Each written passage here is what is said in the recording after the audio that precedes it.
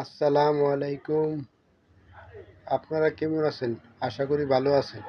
আপনাদের সামনে একটি নতুন ভিডিও নিয়ে হাজির হলাম।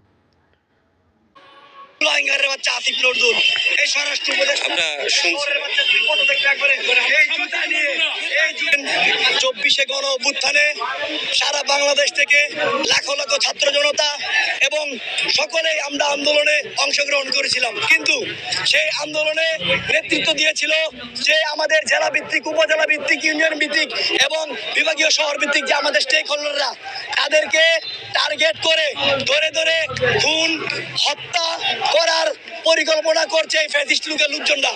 আমরা দেখে এসেছি বিগত দিনগুলোতে আমাদের যে স্বরাষ্ট্র উপদেষ্টা আছে, অর্ধব একটা বৃদ্ধ স্বরাষ্ট্র উপদেষ্টা, যার কোনো কেলিবার নাই, যার কোনো ন্যূনতম যোগ্যতা নাই, এই স্বরাষ্ট্র উপদেষ্টার মতো পদে উঠতে তাকে রাখা হয়েছে।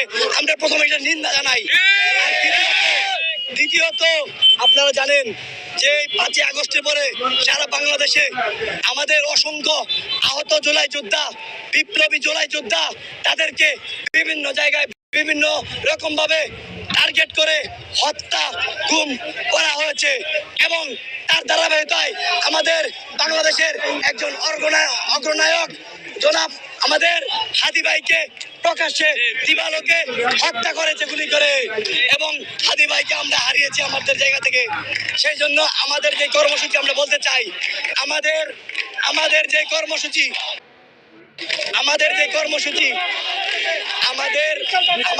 কর্মসূচি সেটা হচ্ছে, আপনারা ভালো করে শুনুন। আমরা প্রথমে বলতে চাই, উপদেষ্টা পরিষদে যারা আছে, আমরা এখানে বিপ্লবী সরকার গঠন করব, নাম্বার 1। আর দ্বিতীয়ত হচ্ছে যে যতক্ষণ পর্যন্ত হাদি ভাইয়ের আসামি সহ আরো অন্যান্য বিপ্লবী জুলাই যোদ্ধা ভাইদের যারা হত্যা করেছে তাদেরকে অতি দ্রুত অ্যারেস্ট করে আইন আওতায় এনে 7 দিনের ভিতরে এই শাহবাগ চত্বরে ফাঁসির মঞ্চ ঝুলাইতে হবে।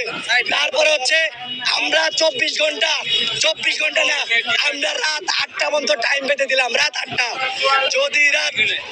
আমি কথা বলছি, যদি রাত 8টার ভিতরে স্বরাষ্ট্র উপদেষ্টা, আইন উপদেষ্টা পদত্যাগ না, যদি স্বরাষ্ট্র উপদেষ্টা, আইন উপদেষ্টা আজকে রাত 8টার ভিতরে যদি পদত্যাগ না করে, তাহলে স্বরাষ্ট্র মন্ত্রণালয় এবং আইন মন্ত্রণালয় ঘেরাও করা হবে।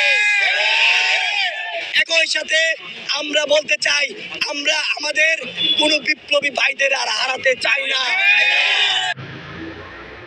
সেই সাথে আমরা আরো বলতে চাই, আমরা চাই না, আমরা মনে করি মানুষ মানুষকে মারতে পারে না, যারা অমানুষ তারাই কেবল মানুষকে মারে। তার ধারাবাহিকতায় আমাদের চাই না আমাদের কোন মায়ের সন্তান মায়ের বুক খালি হোক, কোন ভাই তার ভাইকে হারাক, কোন সন্তান তার বাবাকে হারাক, কোন স্ত্রী তার স্বামীকে হারাক। যার হারায় সে বুঝে। আরে ভাই, আপনারা কি বুঝবেন? সেই জন্য বলছি, আমাদেরকে নিয়ে অনেক টাল বাহানা করেছেন, এবার কোনো টাল বাহানা হবে না। এবার খালি ডাইরেক্ট ফাইনাল খেলা হবে, অ্যাকশন হবে। রাত 8টার ভিতরে আমরা সময় পেতে দিলাম। যদি ওই কুত্তার বাচ্চা, এই কুলাঙ্গারের বাচ্চা আসিফ নজরুল, এই স্বরাষ্ট্র উপদেষ্টা ভিডিওটি যদি ভালো লাগে, লাইক, শেয়ার, কমেন্ট করে জানাবেন। আর নতুন কোনো ভিডিও পেতে চ্যানেলটি সাবস্ক্রাইব করবেন। সবাই ভালো থাকবেন। আল্লাহ হাফেজ।